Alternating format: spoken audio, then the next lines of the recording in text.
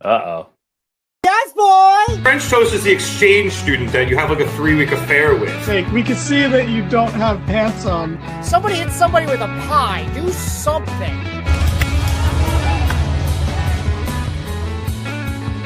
Giovanni yelling we're out of time as we go off the air. Giovanni yelling a lot of things tonight. And welcome to the Mark It Down podcast. Hello, everybody, and welcome to another edition of the Mark It Down podcast. My name is Nick Cummings, joined by Danny Hernandez. Back here once again, this time to give our predictions for WrestleMania 41. This is the first time we haven't been live in forever, but it'll pretty much be the same. It's just that we can't interact with you in live time. We'll be in the comments, though.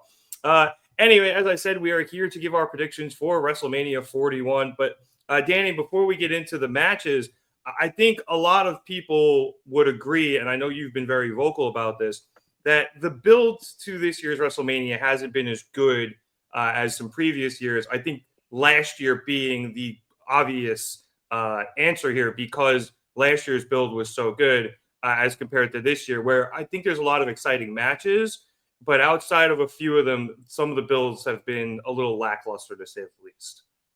It's really weird because it is a mix between bad and strange. And I will, right off the bat, I will give WWE a little bit of the benefit of the doubt and say that I honestly think that we only look back at last year's build so fondly because they pivoted and because they listened to us when we said we wanted Cody, and then it became exciting because The Rock turned heel, became the final boss, and everything was so frantic and good. But otherwise, what else from last year's build do people even really talk about? You never hear them talk about the women's matches, except for to say that they really bobbled the damage control breakup in the build. You know, like that story could have been so much better, and they almost borderline purposely cooled it off so that, you know, it would just be a middle of the card match. But like, no one talks about the AJ Styles LA Knight part of the build anymore. You know, I barely remember that match happened. We ain't talking about Karrion Kross versus the Pride. Remember the Pride? Oh, no. No, I didn't until right now. I mean, only 2/3 of them are still left, but it's weird because, like I said, last year would have been bad, I think, if it wasn't for us. So I don't even want to give WWE credit. I want to give us, the people, the credit for the build being good. We were finally the authority, and we did a pretty damn good job. Yeah, anytime that we forcefully take the power from them, we do a good job, whether it's last year with Cody finishing the story, whether it's WrestleMania 35, where we did it twice with Becky and with Kofi, whether it's WrestleMania 30, where we did it with Bryan. Just watched that last night. Listen to us. We know. The people know. I know Triple H doesn't want to, you know, he doesn't want the fans to be critics and voice opinions, but, you know, when they listen to us, it works out because then we're happy and then they're happy and then everyone's happy. Do we not want to be happy? Is that not what everyone wants? Do you want to be happy, Rev? Usually. Right. I think a lot of people strive to be happy, and some people have higher success rates than others. You know, we have our own producer boy who's going to clip this up at some point. You know, he has a pretty low percentage. Happy birthday, by the way, but it's going to be his birthday by WrestleMania night too. Happy early birthday, producer boy. Yeah, happy 420, producer boy.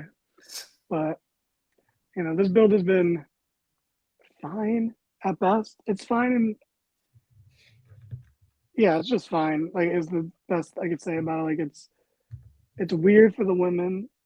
Charlotte, Tiffany has gone off the rails. We'll talk about that. The triple threat both triple threats are odd. And then Cena Cody hasn't been bad. It just hasn't been. Like, it's not enough. This turn happened, and then, like, we got 2 weeks of the same promo from Cena. They had one true face-to-face interaction, and then that's it. Now we're here. I mean, there might be something tonight because we are recording before SmackDown, and Cena is advertised. Yeah. So maybe it's going to be a hot go-home angle, and this will age poorly, which is fine if this bit ages poorly. But That's all. I'll keep it at that for now until we get to the specific matches as far as how I feel about the build. I don't know how you feel. Uh, it's a little different for me, I guess, because I don't necessarily watch everything. I do my best. I basically keep up with clips either via Reddit or YouTube. So I kind of pick and choose what I see from the builds. Mhm. Like I haven't really seen anything from LA Knight and Jacob Fatu for the US title. So I don't know how that build has been. I just know I kind of found out they were fighting for the title when I was setting this up. So yeah, for me, I've enjoyed the stuff for the men's triple threat with Punk, Roman, and Cody. I've enjoyed the Cena Cody stuff when it's happened, but I agree with you. It hasn't happened enough. And again, we will see what happens on Friday night on SmackDown. But it needs more, and it definitely needs more exploring because I feel like once again, we the fans have done more to help build this story than the actual WWE and their writing. So, and I know part of that is because Cena has been filming something. I think he's actually filming a story about Matchbox cars or a movie about Matchbox cars. So Sure. it ended up kind of working out a little bit where my computer really wants me to restart it right now, and it's driving me crazy. It ended up being a little bit weird where it kind of timed out with, that's why I look like a strobe light. It timed out with the European tour, and he was able to show up every once in a while, but he was able to, schedule a restart for later. Jesus. This is what happens when you put it off forever. They were able to time it out where he was able to basically pop in for the European tour, be there for 20 minutes, and pop back. And so it's kind of annoying. I wish we got more of it, but like you said, we could talk about that more later. Let's start, though, with the first match of the weekend, which I think a lot of people also have thought has had a bit of a lackluster build up until late, which is Gunther versus Royal Rumble winner Jey Uso for the World Heavyweight Championship. Now, I'm pretty excited about this. I love Gunther. He's a great wrestler. And Jay, I think a lot of people have been a little critical of him in the ring of late since he's won the Rumble, but he is obviously incredibly over. I just think that in the beginning of all of this, Danny, a lot of people were like, oh, Jay's doing this. This match is going to suck. Look at him. He's already botching. And then they wrote the botching into the storyline, which I liked. But recently, that angle with Gunther bloodying Jimmy while Jay was handcuffed and had to watch, I thought that helped take this to the level it needed to be at.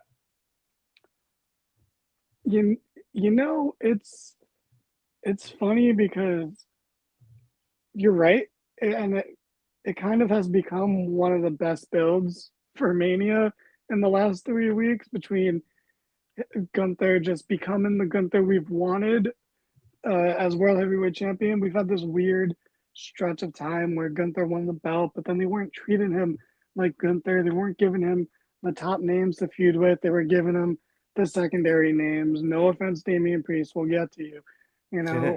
And Finn Balor, who, sorry, I love you, Finn, but actual offense because you're not World Heavyweight Championship caliber in kayfabe anymore. So yeah, it is. But he didn't have a good run, and then finally we're like, oh, now he doesn't have a good run, and now he's gonna lose to fucking Jey Uso of all people. That's frustrating. But then in this past 3-4 weeks, he's really been. It's almost been so good where it's like, oh fuck it. Actually, his run has been great because these past few weeks he's the Gunther we all know and love, and he's a psycho, and he's really found his stride in this story to the point where the story borderline feels more about him than Jey Uso because he's doing such good work. And that's not to discredit Jey, although,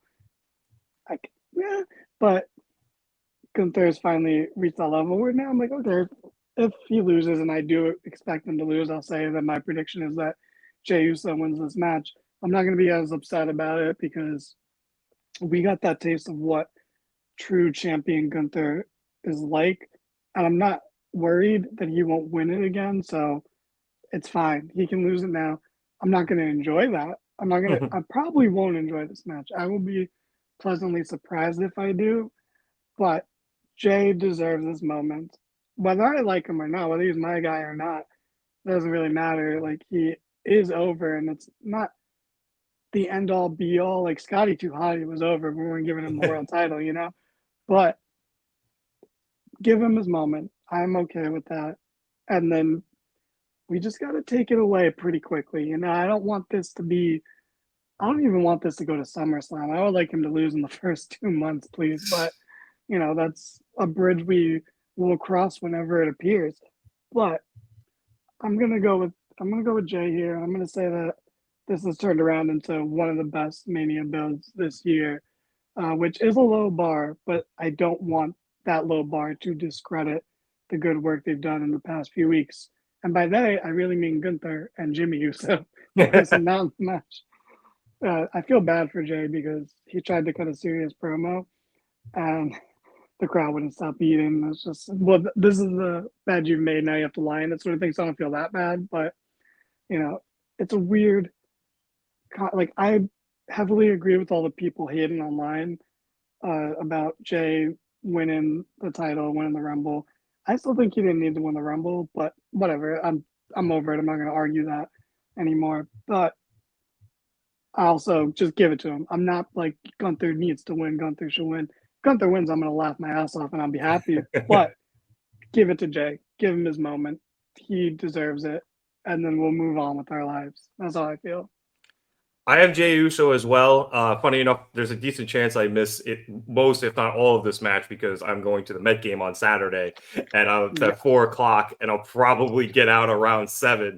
So I'm probably going to be, if I'm lucky, I'll be watching this on my phone in an Uber somewhere. But I do think you have two kind of stories going here, which I've enjoyed. The first is, as you said, Gunther's story, because you're kind of seeing this like descent almost into madness from him as Jay just almost kind of continues to annoy him for existing, for lack of a better phrase. Like, it almost feels like, you know, the ring general is finally losing control of his situation for the first time, and it's caused him to snap and do what he did to Jimmy. So I'm really enjoying that aspect, and I do think should he lose the title, and I believe he will, we can just continue to see that descent. And I think it creates a very compelling story. As for Jay, I think since Jimmy got attacked, we've kind of almost seen him flip that switch back to like main event Jey Uso instead of just yeet Jey Uso. And you mentioned the crowd's not going to give up the yeet thing. And trust me, him coming out first to open Mania tomorrow or today, depending on when you watch this, will be awesome. It's going to be seriously loud and an unbelievable entrance. But I really think we're going to see a much more serious Jey Uso in the ring. I am curious to see if they actually work the botching thing. Maybe he's a little nervous early and they work that botching thing into it and allows Gunther to get an upper hand. But I'm cautiously optimistic about this match. I think it's going to be better than people believe it's going to be, just because there's been a lot of online dislike of this storyline, and as you said, Jay winning the Rumble and now getting this shot, whereas the crowd, I think, is telling you a completely different thing. I think they're going to be way into this match, especially because it's going to be the first match, and I actually expect it to be pretty good.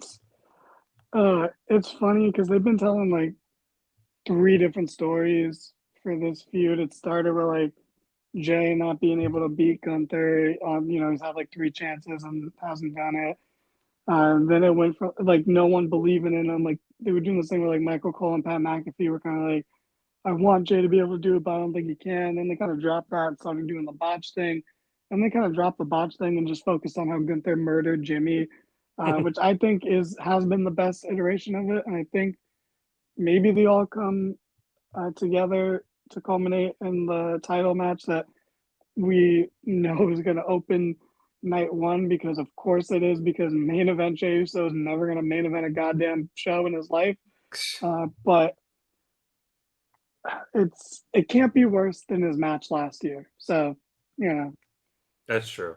I was in a bar for that match and nobody watched it. Dude, really? The only thing I remember is them fighting on the ramp, and that's it. Yeah, so not their match. From the night 2, you remember their mini brawl. Oh, because that was there more you memorable go. than their match. That's how unmemorable it was, which sucks because I like Jimmy and Jay a lot, but just that match didn't play for anybody, unfortunately. So, Yeah. and for the record, they did announce the lineup already, so we are actually going in order. Oh, there we go. And of course, this is opening because main event is just it's a A pretty blood feud. hollow nickname. Yeah.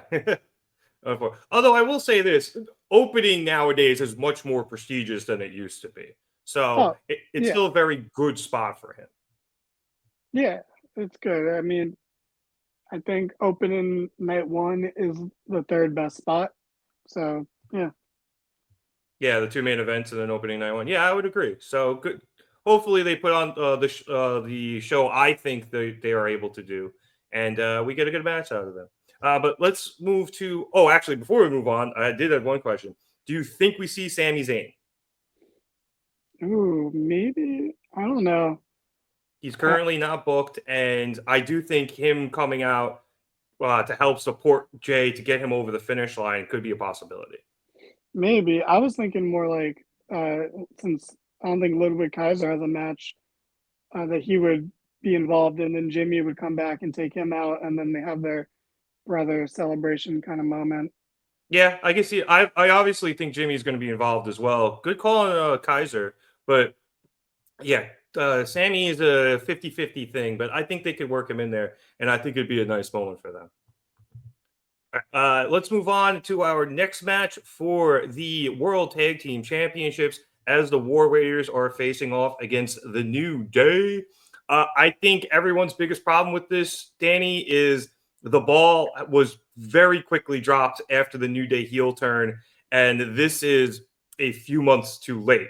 I'm glad they're getting it. I'm glad they're getting the match at WrestleMania, but they should have won the tag titles shortly after dissing Big E and leaving him for dead. And instead, we had to wait, and I feel like they've lost so much momentum. And while people are still going to boo them because fuck the New Day for doing that to Big E, I do feel like that we're not getting the same, I guess, oomph, for lack of a better phrase, that we would have if they were even coming in as champions. But more importantly, had they capitalized on the New Day's heel turn immediately instead of waiting this long. I got to be completely honest. This match, and I mean no disrespect to the competitors involved, but how is this on the Mania card? I don't understand. This is like a Raw TV match, just based on how they book the tag division in general, but specifically Yeah, I was going to say. the Raw tag division lately has been absolutely nothing. How, like, this has to be something. Big E has to show up or something, which is crazy because I think New Day has to win the match because otherwise, what do we do anything for? But if New Day wins, I assume that means no Big E. So then why is this on the card? I don't understand. So I'm gonna say New Day. I'm not sure because again, I think Big E is there. He calls them, but then why did we do any of this? So I'm just gonna say New Day, and I'm gonna grab a snack during this match most likely. Yeah, I tend to agree just because the New Day need the win because they need to get any sort of momentum. But this almost feels backwards. Like they should have had the titles coming into this, and as you said, Big E should have cost them at the end of this. Like Yeah, it's so weird that we're at this point now instead of, as I said, right after the heel turn when they had the most heat. Now they're pretty much just doing promos during the Netflix commercials that only the international audience sees, or at least that's what they were doing when they first started up on Netflix. So completely wild to me that the New Day are just finally getting their title shot, or at least they're a legit one. I think they've had a few in the last couple of weeks and there's been shenanigans, but it's a very, very weird build to this, just very weird situation with the New Day. Hopefully they win and can get some momentum going again as heels and just be assholes, but we'll see how it ends up working out. All right. After this, we have our next match, which is just a good old regular singles match between Rey Mysterio and Mexican upstart El Grande Americano. Well, he's not an upstart. He's a legend. He's a Mexican legend. True. But he is an upstart in WWE as he Yeah. has just recently joined. It was kind of like when Ultimo Dragon showed up. You know, everyone knew he was great, but he was just a rookie in WWE. So Ultimo Dragon pull, really, Nick. Anyway, this is going to be a fun one because, first of all, I'm trying to decide whether or not I want to keep this conversation kayfabe or not. Second of all, I'm very curious to see what happens in terms of Rey's continued attempts to unmask El Grande Americano. I'm very interested to see El Grande Americano's entrance. I'm sure he had some great ones in Mexico. And I'm very curious to see, you know, there's probably going to be a whole load of shenanigans with the LWO and it's not Alpha Academy anymore. What is it? American Alpha. Thank you, American Alpha. So I'm sure there's going to be a bunch of shenanigans on the outside and some good lucha things, to borrow a phrase. So I'm actually kind of excited about this one. This one's, I think, going to be a lot of fun. Oh, no, actually, it's American made. Sorry. Oh, there you go. American Alpha. Oh, and we lost Danny. And we're back. All right. Danny got dropped there for a second, but we are back. But Danny, as we were saying, Rey Mysterio versus El Grande Americano looks like it's going to be a fun one. Oh my God. I don't know where to begin on this match. I am still bitter that Chad Gable didn't get a match in Mania last year. He's not getting one this year either. Yeah, and it's a travesty. I am going to slip in and out of kayfabe on this one, as Same. It's impossible not to do. It's crazy that this is how he's getting his first WrestleMania match. This is wild. Wait, this is his first one ever? I'm pretty sure. And maybe he was in like the tag showcase matches. But like, okay, sure.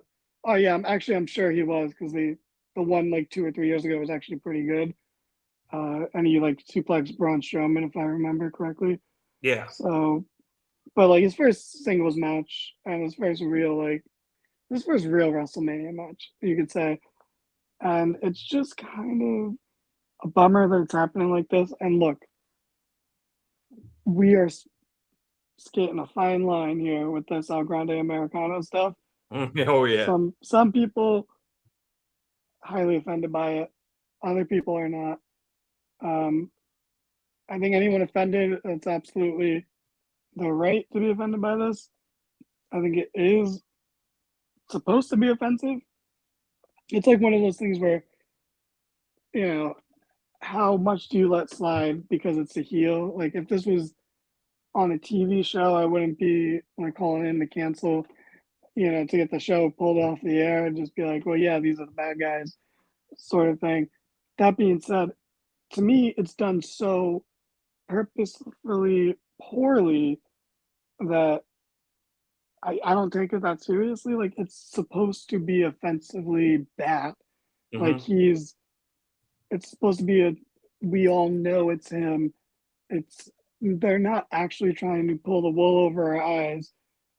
And even with the use of like his AI video package, it's like, well, yeah, he wouldn't have anyone to make this video package, so he would need to make it himself. And those are the only tools he has at his disposal. So of course it's bad. And like, if this was a different company, you could maybe say that's some decent meta commentary on AI, where you have the heel buffoon be the one using it. But because it's the company that it is, and because they've had the week that they have had PR wise, which we'll talk about here and there throughout the show, maybe this isn't going to be the most well received thing. But I do think it's going to be funny. Like, the match itself is going to be funny, because once we're past it, I don't think this is a long-lived, gimmick. I think this goes until Mania, maybe a month after at most. I don't think this is El Grande Americano is going to be around come like SummerSlam or anything. So I'm going to say that, first of all, Rey Mysterio is a douchebag for trying to rip off a luchador's mask. Him of all people should understand why he shouldn't do that. and how disrespectful that is. But he's also the same like deadbeat dad, so of course he doesn't consider his actions and how they affect the people around him. Because Mysterio is a bad person, and if anyone should be canceled here, it's probably him. You know, like how many stories does Dom have to tell about how terrible his dad is?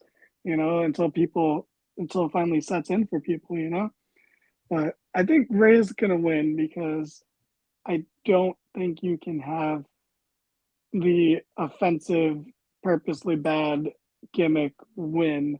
I don't think that's a good look.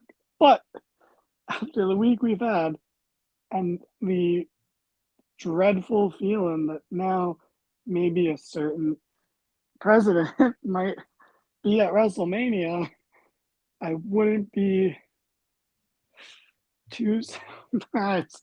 Sean Ross Sapp put this out there that his biggest fear is that El Grande Americano wins with Trump in the audience.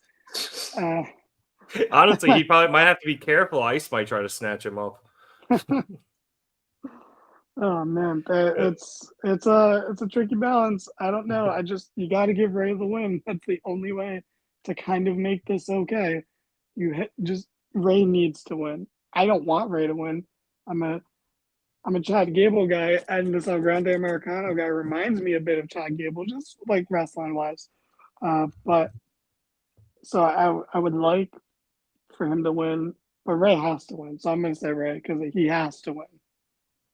I'm going to go the other way here. I have El Grande Americano because I think I'm going to have to break kayfabe to explain this. I do think Chad's entire story going to Mexico, trying to learn the ways of the luchador to finally defeat them. I know it's a heel story, but it's a good one. And I think him finally, using the powers of the mask, because it's really funny. He almost has like, Tyler Durden Fight Club type syndrome where he takes off the mask and he doesn't know who he is. I do think that, him finally overcoming the luchadors is a good story. I don't even care. Like, even if he gets unmasked and it's Chad and Chad actually win, like whatever happens, I just feel like it's almost a better story if he wins. And then you can do it a little further and let Ray have, the overall victory, next month at what's usually next? Backlash, I think. Yeah. So yeah, you can do that, but I think for this one, give Chad the dub. Ray doesn't need another WrestleMania win. It'll be funnier. But I expect plenty of nonsense from this match. Oh, yeah. It's going to be like nonsense galore. And I will say that I wish this gimmick wasn't so polarizing because it does scratch that itch I've had since Ezekiel was around. Yeah. Like it's the same fucking thing. And I do love that. That's why I'm like, if anyone thinks this storyline's too, like, this company shouldn't be doing the storyline, I totally agree. But the fucked up part of me is like, but this scratches that fucking itch for me. And like, it's so, like, oh, it's just funny, corny shit. So I'm torn about it. So that's why I'm like, I'll just give it to Ray so that, like, I don't have to feel as bad. Just to make yourself feel better. Yeah. Fair enough. All right. After this, we move on to our next match. Another singles match, this time in the women's division, as we have Jade Cargill face off against Naomi. I don't know much about this build. This is one of the ones I've kind of missed. I obviously know that Naomi was the one who attacked Jade and injured her, and that's why she was out. And then Jade came back in Elimination Chamber and just kicked the ever-living shit out of Naomi. And now we're here. So hopefully, Danny, you can fill in some of the gaps for me here, as I'm being a terrible host, not knowing any of the builds to WrestleMania, but here we are. It's okay. This is actually the best built-up match for Mania. Which it makes sense, though. Like, the blood feud is there. It was written in pretty well. And the few highlights I have seen have looked very good. But honestly, where the hell is James when you need him is the real answer. Honestly. But this is genuinely the best Naomi has looked her entire WWE career. And I'd even say it's better than a TNA run. That's something James would have to truly confirm. I'm just saying it with mild confidence because, LOL TNA. But it's been really good. Like, I don't know what happened with Jade. Like, I don't know why she was truly written off, if it was because she was injured or if, there's a bunch of other stories that are floating around, and I don't know how legitimate they are. So I'm just not going to comment on that particular backstage potential drama. I'll wait for other more confirmed, I guess, backstage stuff later on when we talk about other matches. But I think Naomi's been doing some amazing work, and Jade's been doing good too. She's been a very good, baby face in this part. But it's just for her, there's not as much for her to do. It's just she's doing her part, and it's successful, and she's very over right now. But Naomi's kind of been on another level, and it's kind of made this harder for me because we knew this match was happening pretty much since November, and from that whole time, I'm like, well, Jade's obviously going to win. She's probably going to maybe even squash her. But now Naomi's been doing such good heel work. It's like, do you waste that by having her lose right away, or do you have her win? It's very interesting. I'm actually very torn. I'm not sure who I want to pick. I guess I'll go with Jade because it's her first Mania. She has more of a future or more upside for the future, and she probably should win the match. And since Naomi's a heel, it's fine. She could win Money in the Bank or something. Chelsea's winning Money in the Bank. Well, I don't know anymore. She can't even get on Mania, so who knows? True. But Whack. we'll see how it goes. I'll stick with Jade, but I'm like 51-49 here. It's so close. Yeah, I think, granted, again, I haven't seen all of the build here, but with the points you lay out, it does make it a very tough call because my initial thought was you have to give it to Jade. They've invested so much into her. I think Triple H, she's a lot for her in her future. But if Naomi is being built this well, it would be almost foolish to waste it. So I'm going to lean with you. I'm going Jade here. I think, she needs the singles WrestleMania dub. I think she had the one with Bianca Belair last year, if I'm not mistaken. Was it with Bianca and Naomi? Yeah. Okay. Yeah. Exactly. So yeah, they had that win last year, but getting Jade a singles win, 2-0 at Mania, I think that works a lot better for her in the future because they definitely want to build her towards a title, I would think, in the near future. So that seems to make the most sense to me in my head. And it's a little weird and I'll speak about this more when we talk about the women's triple threat, but before November, I think as far back as a year ago, we assumed it would be Bianca versus Jade here, because they were the tag team. So that kind of Bianca's place in this is a little muddy, and I'll speak more on it then. But I just wonder how much this will affect her story going forward, which we'll see. I guess when we talk about the triple threat later. Yeah, fair enough. That's a very, very good point. All right, let's hit our next match. Oh, actually, before we do, I was going to say, by title for Jade, I do think mid-card title first. Now that they have them, whether it's the U.S. or the Intercontinental, I think that's her first stop. I don't think they're going to shoot her straight to one of the world titles. Yeah, maybe. Because, again, she's still kind of green. Not green, I guess. What's the color you go from green to what? But I don't know, Jade, Yeah, it's green and Jade. I'm colorblind, so I can't tell. But whatever, it's she's still learning, surprisingly enough. So mid-card title, I think, before she really can get out there and go for one of the women's world titles. But as I was saying, let us move on to our next match. For the WWE United States Championship, it'll be L.A. Knight, versus Jacob Fatu. I am very curious to see where they go here with this because I love LA Knight. I will always love LA Knight, shoes of a champion. But Fatu is a very quickly rising star in WWE. The people have always liked him. Even when he was in the Timu bloodline, people were cheering him. So I think there's a good chance they end up putting this title on him.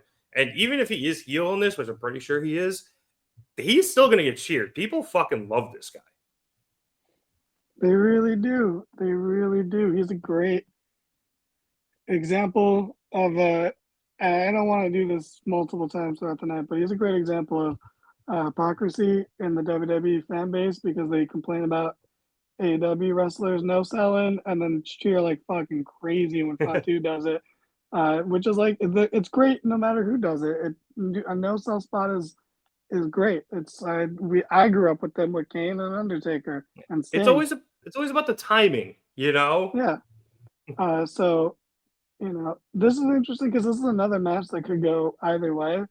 But I'm gonna say LA Knight. I think Solo was gonna cost Fatu. He's jealous, and this dude is getting a WrestleMania match his first chance, whereas Solo still hasn't had a WrestleMania match. He just hangs out during the main events. He doesn't actually wrestle. So I think jealousy is gonna bite him, and they're gonna give LA Knight another Mania moment because they're not,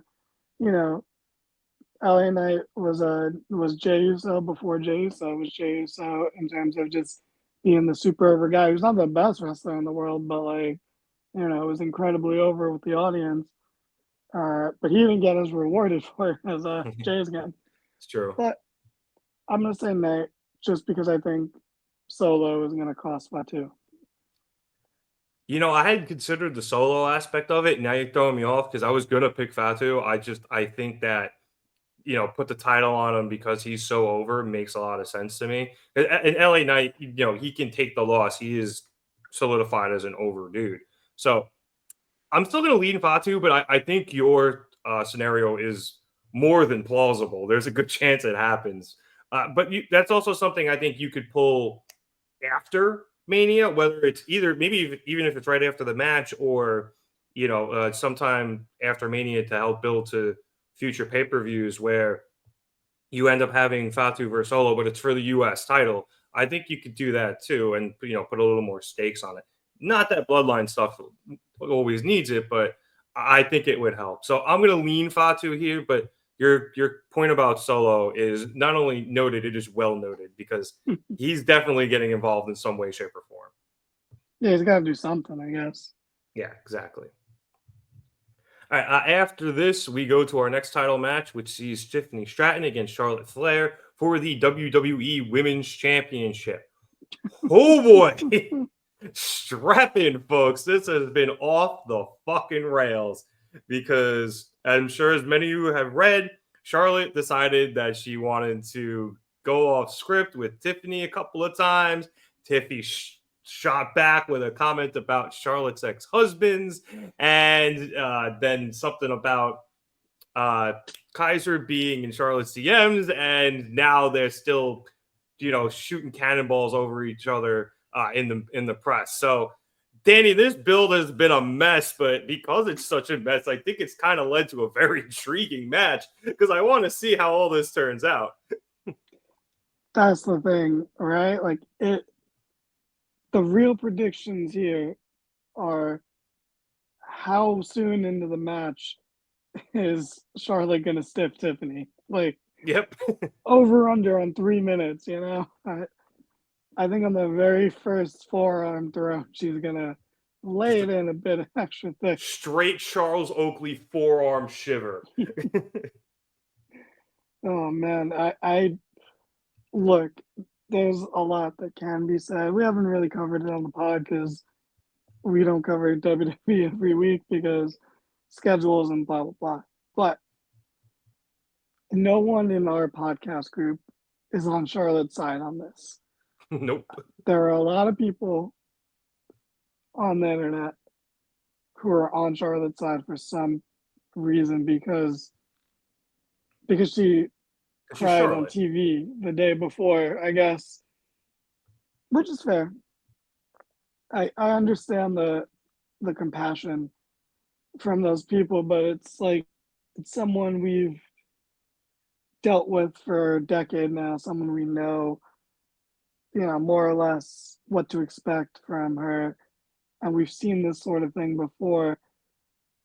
So I don't blame Tiffany for taking the cheap shot because one of the arguments I see is, well, Charlotte's going off book, but she's still in kayfabe, whereas Tiffany had to resort to a real life cheap shot. I'm like, have you watched wrestling? Have you ever seen wrestling? Do you know how much real life makes for the best fucking zingers and like one liners and promos, or how often that stuff is brought in? Like, are you absolutely kidding me? And also in kayfabe, what is Tiffany supposed to say? Like, how is she in kayfabe supposed to retort that?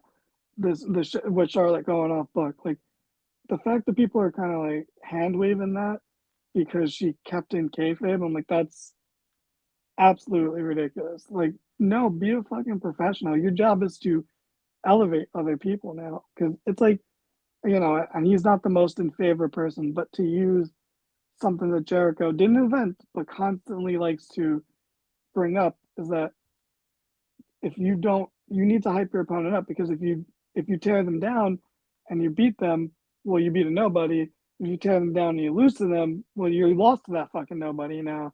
Yep. So you need to elevate your opponent so that win or lose, it's a bigger deal. And Charlotte, and this isn't specific to Tiffany, she never really does that. People don't really get elevated by working with Charlotte. And if you're gonna comment and be like, well, what about Rhea Ripley? No, that's not what happened. She beat Rhea Ripley, killed all her momentum when she was a rising hot rookie, and then beat her again in multiple other pay-per-views like over a year later when she had gained back some of that momentum. And then it's only after Rhea had already surpassed Charlotte that Charlotte finally put her over. Because if that match didn't happen at WrestleMania 39, Rhea would still be Rhea. She already reached that fucking level, but not because of that match, before that match, in spite of the previous matches with Charlotte. So, look, I hope Tiffany comes out of this well. I've never once thought she was going to win. Before any of this bullshit happened, I was like, the second Charlotte was announced to come back, I'm like, well, there goes Tiffany's title reign. Like, it's over immediately right there.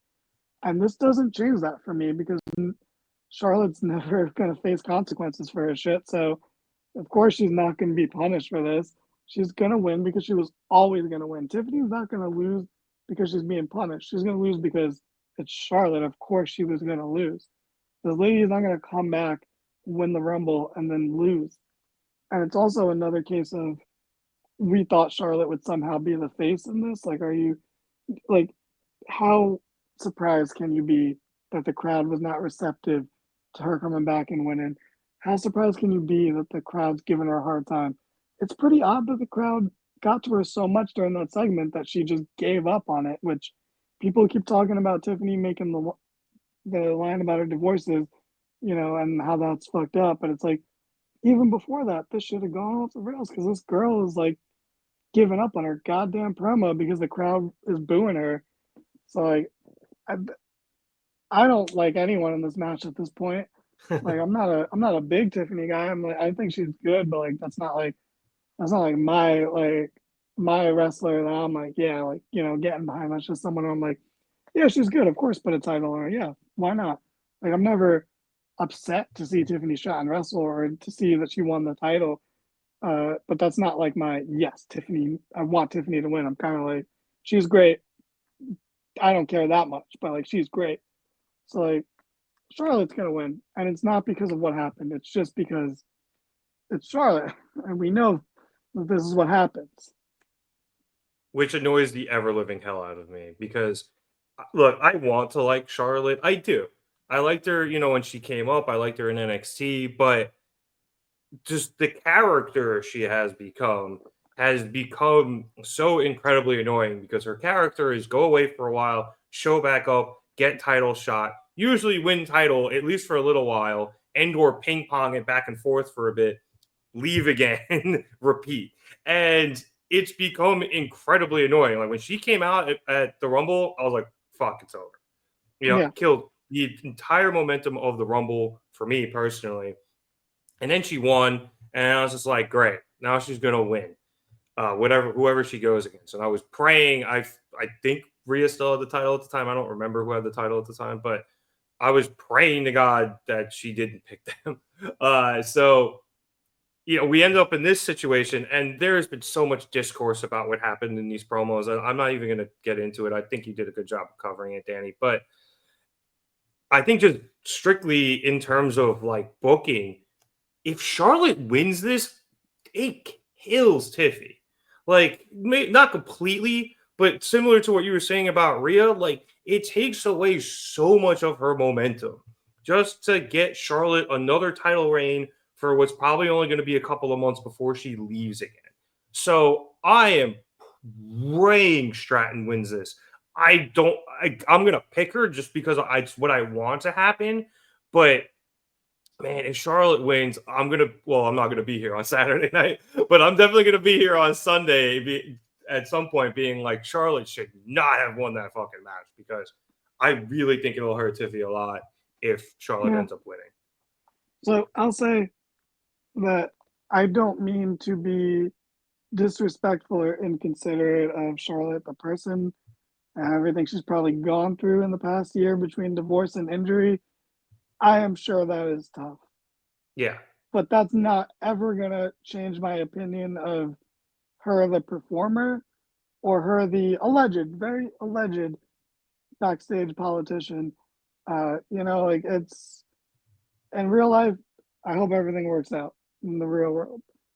In the world of wrestling, I can't. I just can't. Help your opponents. Don't make them look worse. Don't pick and choose who you like and want to elevate. Don't go into business for yourself. This isn't. Don't get into a slap fight with Nia Jax because you guys have bad chemistry.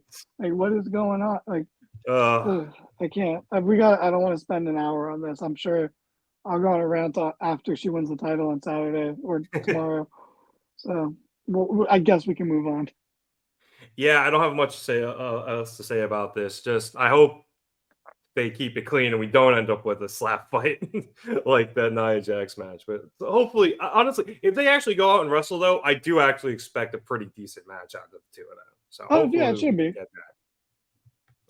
All right, let's head to the main event of night one, where we have a triple threat match between Roman Reigns, CM Punk, who will be accompanied by Paul Heyman as per their favor thing, and Seth Rollins. Danny, enjoyed this build. This is one of the builds I've been paying the most attention to, if not the most attention, because John Cena's only there every other week.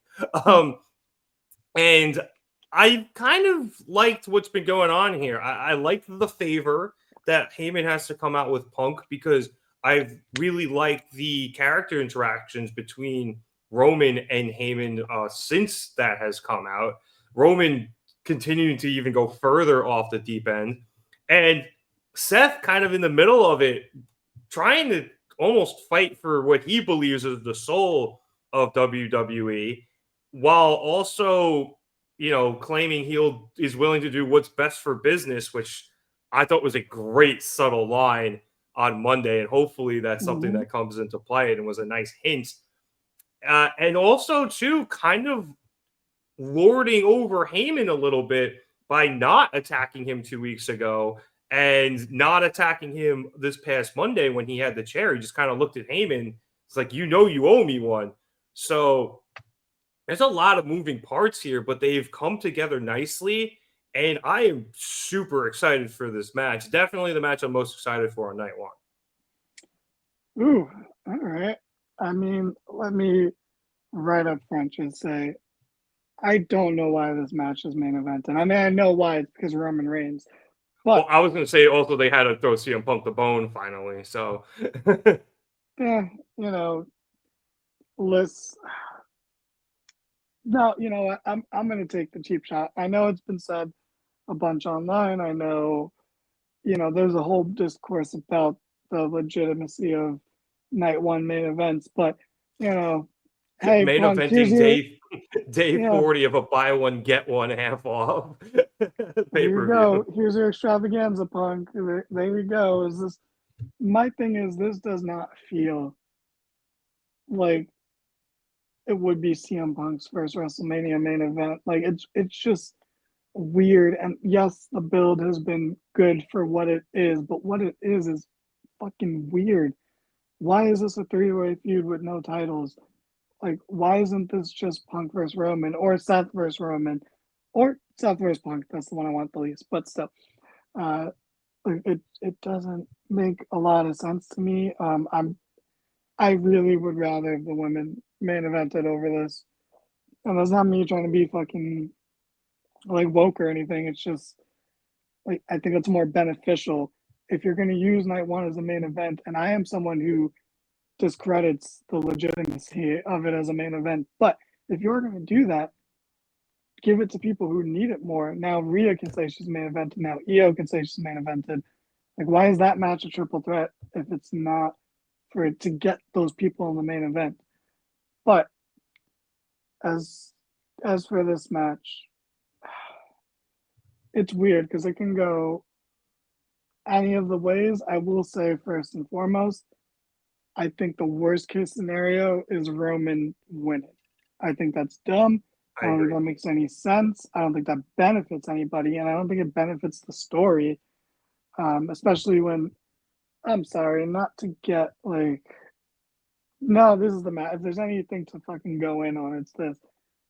Fuck Roman, bro. Like, fuck Roman. He's not making things better anymore. This isn't his long historic title reign. Like he's just there just cause, and now he's taking away main event spots. Or I guess he's giving them to Punk. So Don't I guess, worry.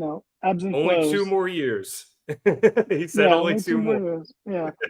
And this is not even commenting on his great PR this week.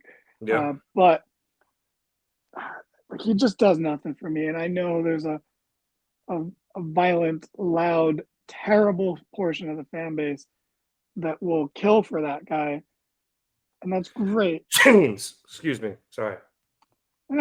I think even James will back off at this point. But yeah, a little bit. He's definitely like freaking out between Roman and Cena the last couple of days. he'll always have Kenny though. Yeah, that's true. Kenny and Brian. It's weird.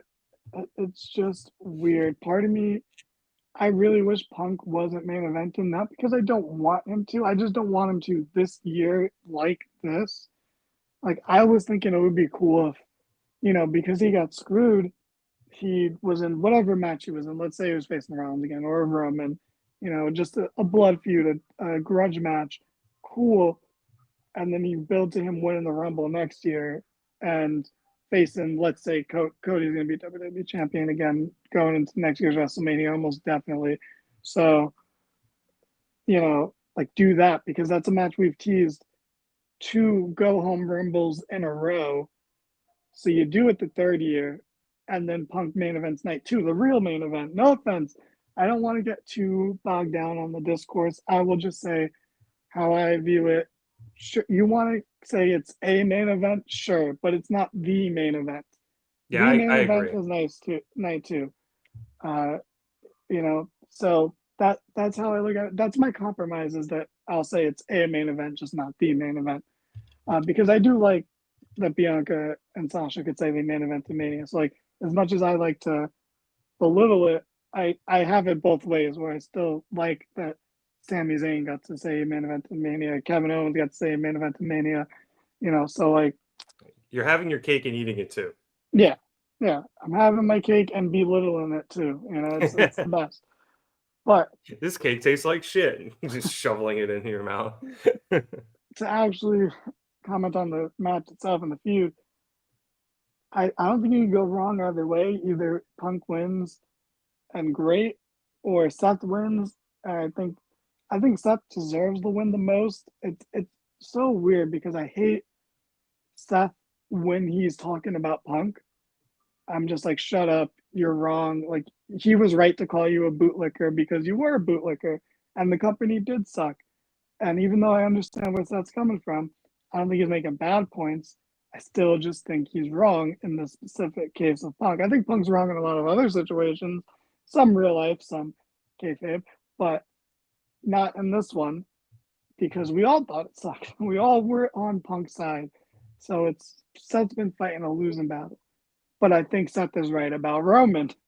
So now he's talking about both of them. When he had that promo where he said, I need to win this match to save the future of this company from the likes of you two, because I don't want someone like you, Roman, to pave the way for the future. And then we have wrestlers that show up to work once every 5 months. He's like, I don't want people like you, Punk, because then those people will leave and complain and then try to get the company canceled, which, by the way, they're doing a great job in-house of doing that, by the way. So no outside forces needed there, buddy. But Seth is one of the good ones at PR, by the way. Somehow, of all people, imagine saying that any other time period. Even like 4 weeks ago, I wouldn't say that because he still says the annoying bootlicker things. But I think he kind of needs to win this the most. So I'm going to say Seth because I think it's the most interesting, whether it's because he believes he's right the most or because he turns heel. However you slice it, fuck it, give it a Seth. I think he's the least likely to win, but I'm picking him anyway because I think he should win the most out of the three. So all I know about this match is Roman's not getting pinned. That is the only thing I'm going to confidently predict is Roman does not get pinned. After that, I don't know. I do think the winner will probably come between Seth and Punk. I think Roman losing continues, similarly to Gunther, continues his descent into, and I guess it's not really madness, but just, continuing to insulate himself from everybody and just continuing to be the selfish prick where he thinks he's the only person who's right. And eventually, he can have that, hopefully he'll have that realization that, no, he was in the wrong. He's been a manipulative, abusive asshole for the last 2 years. And we can kind of have the whole, making amends thing. And I guess then he leaves and goes to Hollywood. So I don't think Roman by wins. the way, Roman, you're going to hate Hollywood because if you're working once like every 2 months, you're going to have to work for like 4 months straight if you go to Hollywood, bud. So you're going to hate. Also, you're not really a good actor, bud. And I'm sure if they need a guy to stand there quietly and be stoic, sure, you're the guy. But if you need a main character that has speaking lines and talks a lot and has range, I'm not casting Roman. Maybe if your movie only cares about the looks of the lead, sure. He's got those nice, expensive teeth. But if I'm trying to get a return on my investment, I don't know if I'm casting Roman in the lead of my movie. Fair. I think he'll probably end up starting with bit parts and work his way up, but we'll see how all that goes. That's a little ways away. As for the match, I think the most intriguing prediction I have seen online, and I'm going to steal it, is that Heyman joins with Seth, and Seth ends up winning. I like it. I don't know why. It's just all kind of the best for business line. I don't know. That all kind of feels like it works in my head. So that's the thing I think I would like to see the most. I don't know if it's going to happen. There's a good chance it doesn't happen, but it would be great. It would be great in my opinion. Punk could also win. I think that, there's a decent chance just so he can finally truly get his WrestleMania moment in the main event. But fuck him. I feel like Seth winning is the better storyline, where even though, like you said, like he's got really good points when talking about Roman and Punk, he's also a lot of the times in the wrong too. So Yeah. it's a real everyone sucks here situation. And I've really enjoyed the fact that this isn't a black and white heel face match. It's everyone is some shade of gray.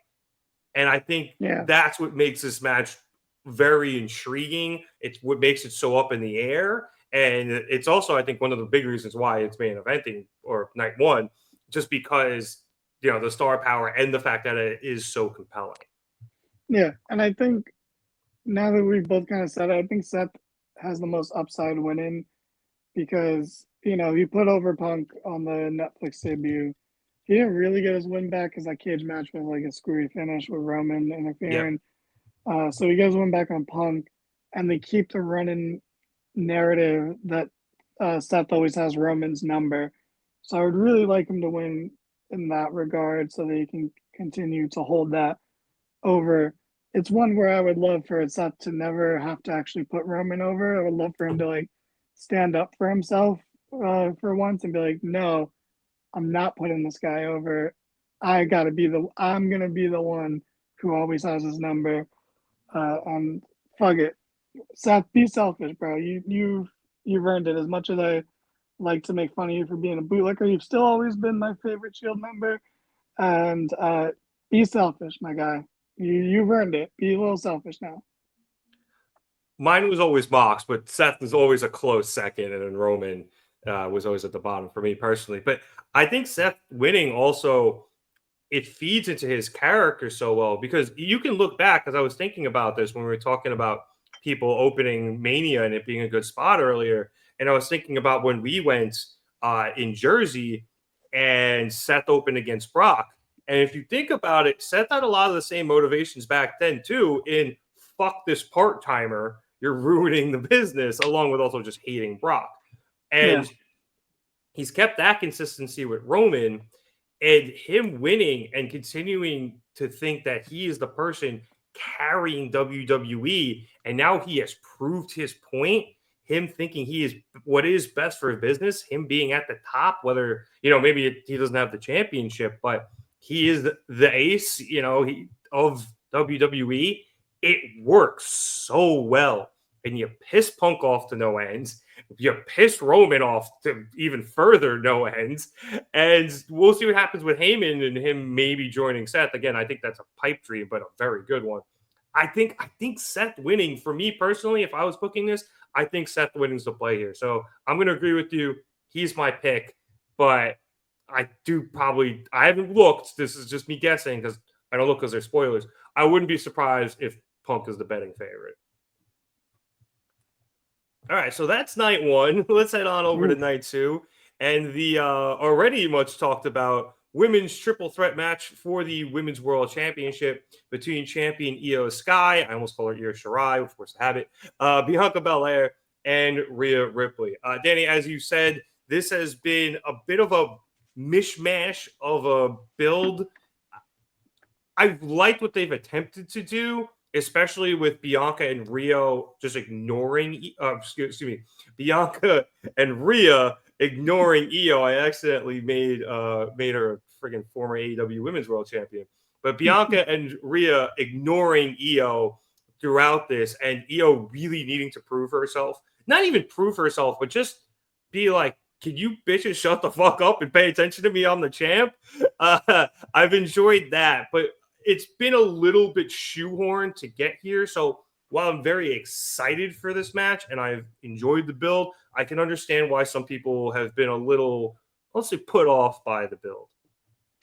It's so close to being right. It's like right there. It has, I don't want to say old school, but it has a bit of that like vibe from like 20 years ago or so, where a title changes hands right before Mania to get someone else who wouldn't have been in the mix otherwise in the mix. It's kind of like that bullshit that would happen with like Cena, Edge, or in Triple H, like those guys winning titles by Elimination Chamber, however, and then now the title matches are different from what the champions were at the Rumble, blah, blah, blah.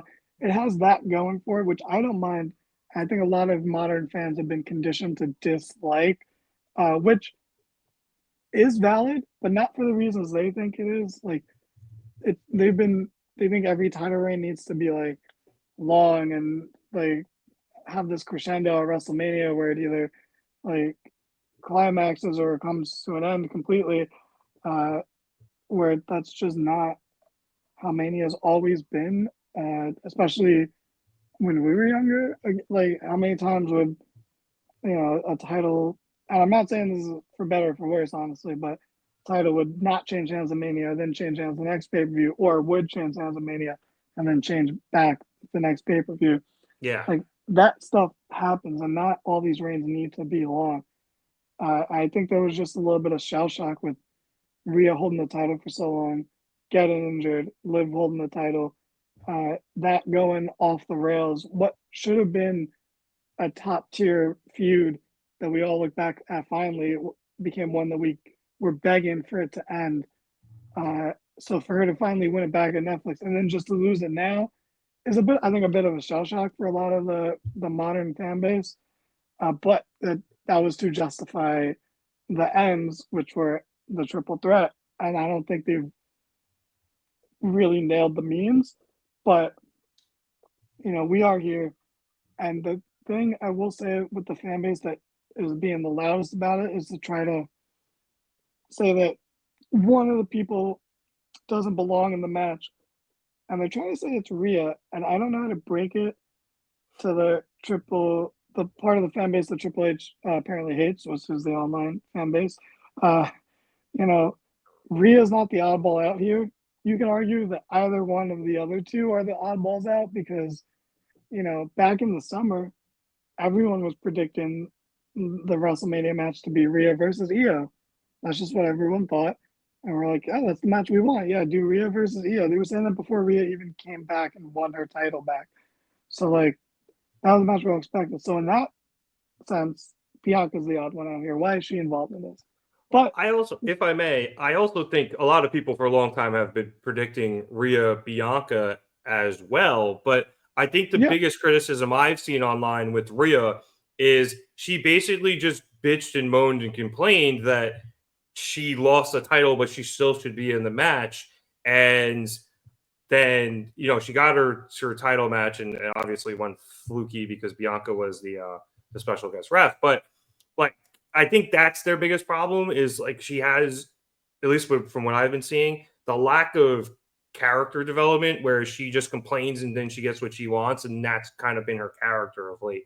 I think that's mostly why people are complaining that she's in this match. I personally don't care because I think I wanted to see all three of these women mix it up, whether it was in singles matches at WrestleMania, but now I'm getting all three of them at once. I'm here for it. Well, see, on the flip side, because I was about to mention that Bianca and Rhea has been a Mania match we've all been dreaming about for even longer, and that we all assume would main event. They wanted to. Yeah. We all assume that Bianca Rhea would main event whatever Mania did happen at, and that it was being saved for a year where it could main event. So it's almost like, in that regard, why is Io in the match? Because that, so that's what I mean. Either way, Rhea was the one that was always going to be there. It's just the way they've gone about it has worked against Rhea the most in kayfabe. But in reality, it's very wrestling. It's a little antiquated, the rematch clause, blah blah blah. But she lost her title in her mind due to interference. But and then she tried to get a rematch, and that wasn't the most fair referee. So she has validation for being in the match, but it's just done so weakly that I get why people are holding it against her. But I will say I do think her being so stubborn is part of the character development, because it's not like Rhea hasn't developed like she did. She did go through a change. She was a heel, remember, for a very long time, and then kind of just became a face due to popularity, but still changed. I think people just got, and it's weird because people get a little sick of her being booked strongly, but then she lost to Io. But it's not enough for people. Never enough for people. But I do think this build has hurt her the most. I think it's hurt everyone. I think it's hurting Io because she's a third wheel, even though she's the champ. I know it's by design, but it's still not a great look. Yeah. And then Bianca somehow still feels like the heel, even though she's not, hasn't done anything wrong. But she has been babyface for the longest out of these three. So I don't blame crowds for, booing her here and there. Not heavily, but, I do think out of the three of them, she would get booed because Rhea's on the 2019 Becky Lynch level of over. Io is the beloved internet darling that has trickled over into real life as well. And Bianca is like a John Cena type where we still think she's great, but we're like, okay, you got to change it up. And also, I will say, she hasn't fully been cleared from the Jade attack. We still don't know. He's wearing a lot more black lately, a little heelish in that regard. So I think a lot of the fan base still expects her to be part of that because it's weird that she's just kind of doing this, and while her two former best friends are killing each other, so that part of it's odd too, because why isn't she involved with that? And I said this in our group chat, but if there was any match on these two nights that could be a triple threat with no title involved and it's just fueled by hatred, it would have been the big three. It would have been Jade, Naomi, Bianca, having a triple threat because of the attack on Jade. If there was going to be a title of triple threat, that's if you told me that 6 months ago, that would have been my guess as to what would have been the triple threat with no title. But that being said, I'm not sure who wins this match. I think it's either you have Bianca win to keep the WrestleMania streak that's like kind of real but kind of not because she lost the Battle Royal, but it was on the pre-show, so like, do we count it? But they have pivoted. They said she hasn't been pinned at Mania, so that gives her the out to still not win this match, but also not be pinned.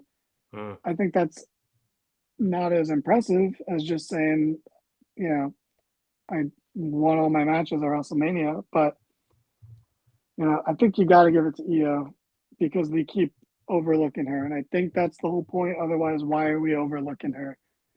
So I guess I'm going to say Io because it has to be based on the not great story they've been telling. So I agree, and here's why. This build feels very much like to me. Now it's a little different, but it feels very much like a build between Triple H, Shawn Michaels, and Redacted, where Triple H and Shawn Michaels were just at each other's throats, but Redacted, was the guy who was coming up, and he had the Royal Rumble shot, and he should have been the dude, but I forget who had the title at the time, but it ended up Triple H and Shawn went at it so much, and Redacted ended up winning. And I feel it's very similar, except in this case, Io's the one with the title, so she's even being more disrespected. And I think it's going to end up being where Bianca and Rhea, you pretty much just try to kill each other, and that distraction leads to Io winning. Or that, not even, I guess, distraction, I guess is the word. Obsession's probably a better one. So that's why I'm definitely going with Io. Triple H is just pulling something out of his old playbook here. And hey, it's working. I'm really, really, really excited for this match. The talent in it is unbelievable. They're going to open night one. I think they're going to tear the house down. So I am super excited. And as for Bianca, I will gladly take NXT heel Bianca back.